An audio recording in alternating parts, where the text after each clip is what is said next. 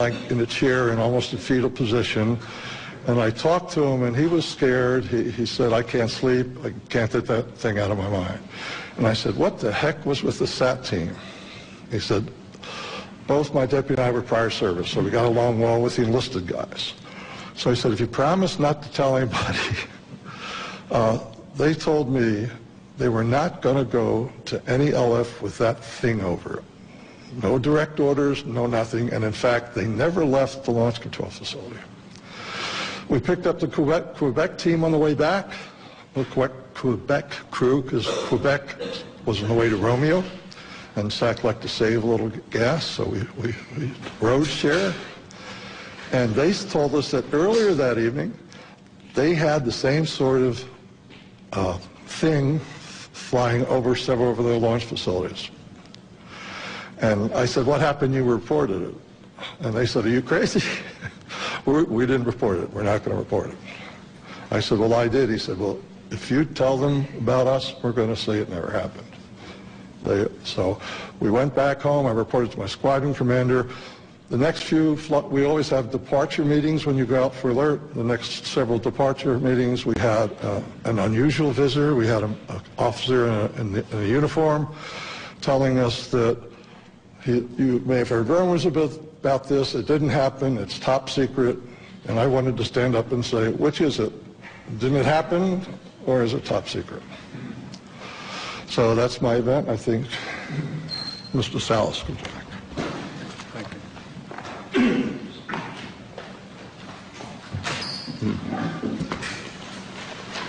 you. What you have heard here today is evidence of a phenomenon. It sounds fantastic, and it is fantastic. We presented this evidence in the public interest of open government. Our signatures on affidavits in the press kit that you have attest to the truth of our statements. Our evidence is now public domain. The real question is, what is the public going to do with it, this testimony? It has been a general practice of the media to scoff at these kinds of stories, make light of such testimony. We can only ask that you take the time to give some serious consideration not only to our statements, but to the statements of other witnesses out there who have similar incidents. There is also documentary evidence that helps support what we have said. We hope you will take the time to at least take a look at those, research this a little bit, and if you do, I think you'll come to the same conclusions that we have. That is that the UFO phenomenon is real, not imaginary. There's current excessive secrecy in our government surrounding this phenomenon. Unknown aerial objects have in fact been observed over many of our nuclear weapons bases and other nuclear facilities, and in some cases the appearance of these objects coincided with compromising the operational readiness of our nuclear weapons. Although each of us might have different opinions about the meaning and intent of these incidents, I think we can all agree that the tampering with nuclear weapons is a national security concern. This is Air Force official policy on UFOs. This is dated 2005, but I believe it is current policy. I'll just read one part of it.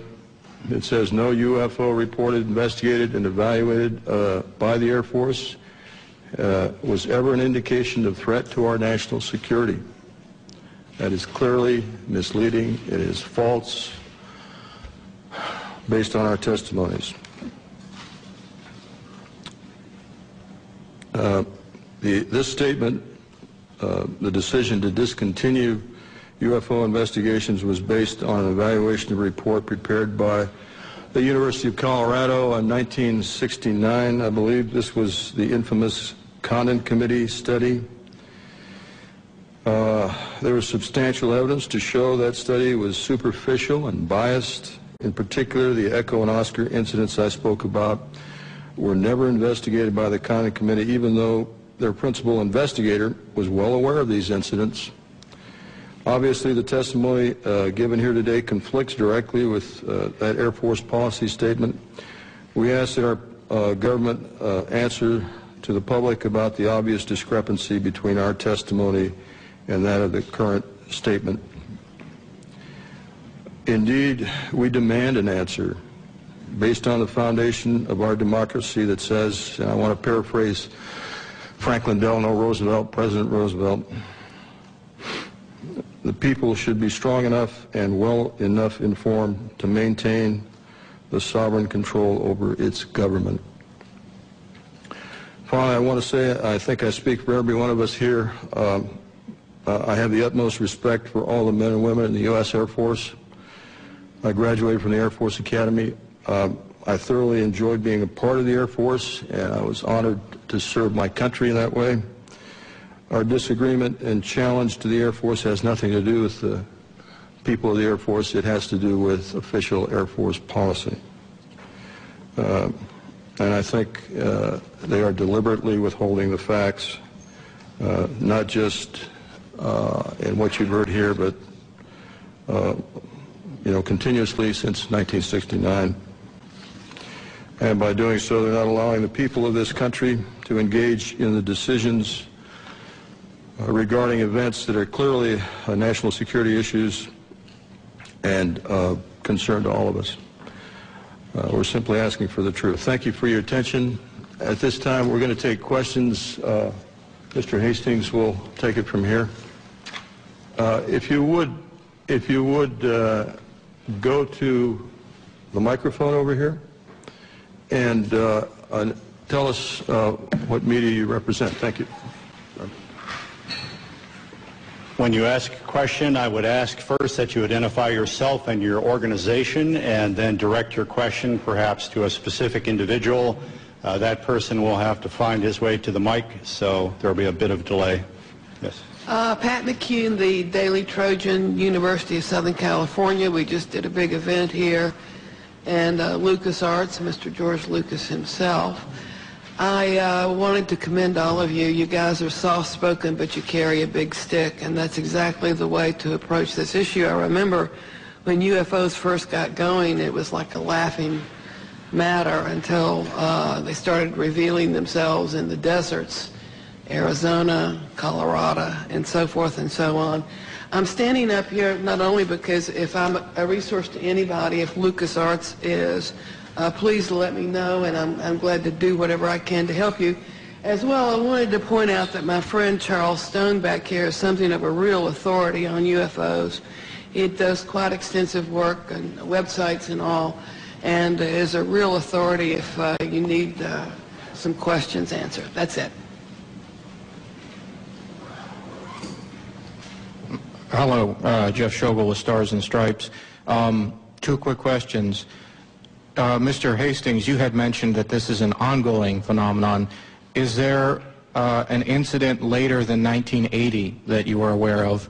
And then also, are there any testimonies here today that are new that have not yet been documented or been in the public domain? This is a cross-section of the witnesses who've come forward.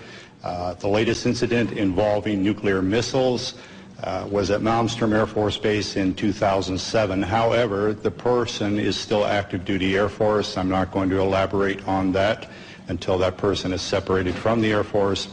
Another incident occurred at the Nellis Air Force Base, Nevada, Area 2 weapons storage area.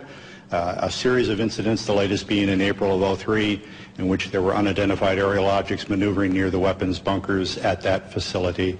More recently, civilian sighting reports in Orange County, California, at the Seal Beach Naval Weapons Station, a series of bunkers, again containing nuclear weapons. There were local media reports of multiple sightings in March of 2009 near this weapons storage facility.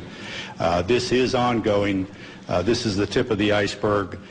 We can only catch as catch can. I am of the opinion that for every incident that I'm aware of, and for witnesses that we've got in hand, there could be 10, there could be 100, there could be many, many more incidents that I'll never know about because the people won't come forward. They'll wait years or decades to talk about what they know. And is anything that has been said here not been in the public domain before? I'm sorry? anything that has been said here? I know I've heard the incident that Mr. Holt referred to. I've seen Mr. Salas. Is there anything here? The other people that you've heard here today, I reckon you have not heard about. The testimony of the majority of these people have not hit the national airwaves, so to speak, or the national media.